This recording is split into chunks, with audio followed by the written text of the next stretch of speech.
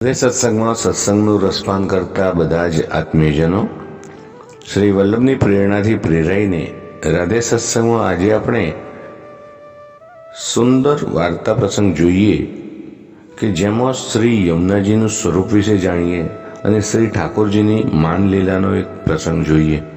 પરંતુ તે પહેલા પ્રિયજનો, આપે રાધે સત્સંગ ચેનલને જો સબસ્ક્રાઇબ ન કરી હોય તો સબસ્ક્રાઇબ કરશો, જેથી નિત્ય સત્સંગની જાણ આપને થઈ શકે.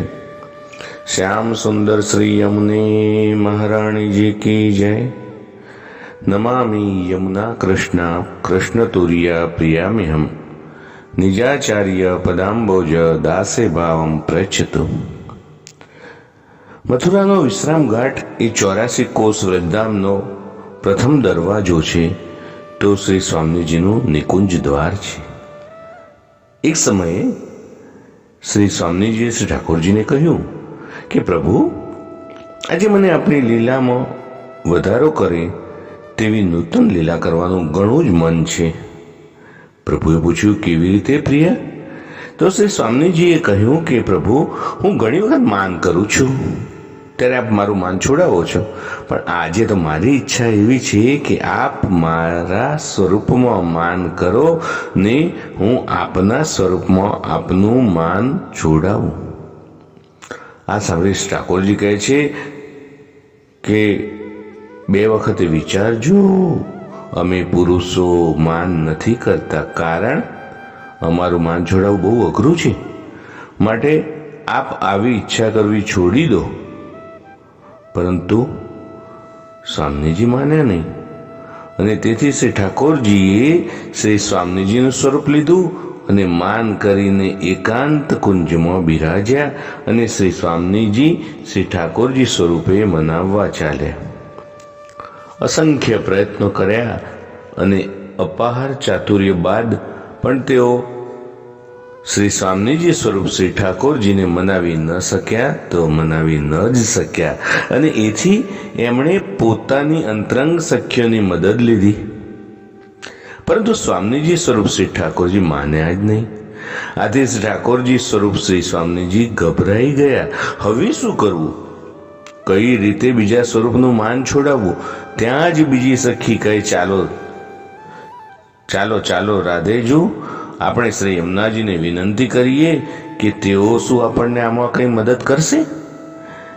તેઓ શ્રી સ્વામીજી સ્વરૂપ શ્રી ઠાકોરજીનું માન ઉતારવા માટે ચોક્કસ પ્રયત્ન કરશે, પરંતુ માન કરનાર સ્ત્રી રૂપે હોવી જોઈએ અને માન છોડાવનાર પુરુષ રૂપે હોવો જોઈએ.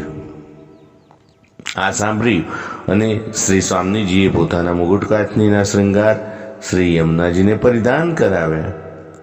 ત્યારબાદ શ્રી યમુનાજી શ્રી સ્વામીજીને સાથે લઈને કુંજમાં શ્રી ઠાકોરજી પાસે પધાર્યા.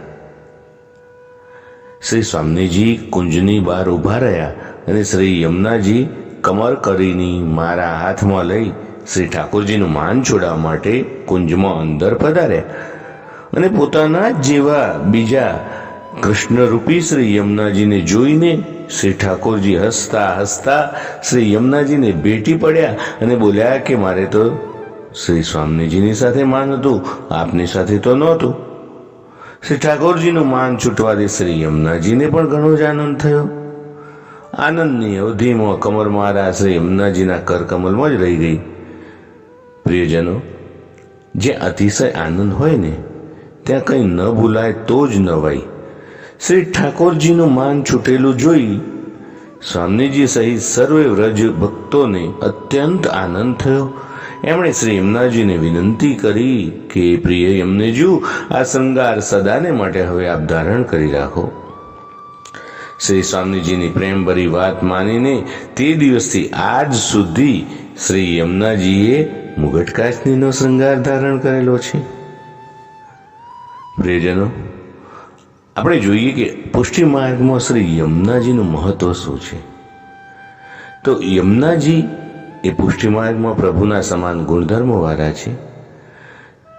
શ્રી યમુનાજીના દર્શન થતાની સાથે જ શ્રી ઠાકોરજીનું સ્મરણ થાય છે. શ્રી ઠાકોરજી એ જીવોને આપવા માટે યમુનાજીના હૃદયકુંજમાં પોતાના ગુણો સહિત એટલે કે ઐશ્વર્ય, વીર્ય, સશ્રી, ધર્મ, જ્ઞાન, વૈરાગ્ય સહિત ઐશ્વર્યનું જે પુષ્ટિમાર્ગીય સિદ્ધિ છે તેનું દાન કરેલું છે. શ્રી યમનાષ્ટકના 8 શ્લોકમાં શ્રી યમુનાજીનું મહાત્મ્ય બતાવેલું છે અને 9મા શ્લોકમાં ફલશ્રુતિ કહી છે. શ્રી યમુનાજી જીવ અને શ્રી ઠાકોરજી વચ્ચેના માર્ગ રૂપ છે. જ્યારે જીવ શ્રી વલ્લભના માધ્યમ દ્વારા શરણે આવે છે ત્યારે સૌથી વધુ ખુશી શ્રી યમુનાજીને થાય છે અને તેથી પ્રભુ પાસે જઈને વિનંતી કરે છે કે જે જીવ શરણે આવ્યો છે તેને આપના હૃદયમાં, આપના દલમાં સામેલ કરો. દોર કર સોર કર જાય પિય સો કહે, અતિ આનંદ મન જુ હરગે. પૃથ્વી પર કોઈ શ્રેષ્ઠ સરિતા હોય તો શ્રી ગંગાજી છે કે જેમના દર્શન માત્ર કરવાથી મનુષ્યનો મોક્ષ થાય. પણ આપણે શ્રી ભાનુતનયા શ્રી યમુનાજી ફક્ત સરિતા નથી, તે તો સ્વયં શ્રી ઠાકોરજીના પરમ સખી છે. તેમના દર્શન, વંદન, સ્પર્શ અને પાન માત્રથી મનુષ્યના ભવના બંધન છૂટી જાય છે અને વૈષ્ણવજનો શ્રી યમુનાજીની કૃપાથી ફરીથી શ્રી ઠાકોરજીના ચરણારવિંદને પ્રાપ્ત કરે છે. પ્રિયજનો, આ સાથે આજના સત્સંગને શ્રી વલ્લભના ચરણોમાં સમર્પિત કરી અત્રે વિરામ લઈએ. ફરી મળીશું રાધે સત્સંગમાં નવા સત્સંગ સાથે. શ્યામ સુંદર શ્રી યમને મહારાણી જી કી જય. જય શ્રી કૃષ્ણ. રાધે રાધે. રાધે સત્સંગ.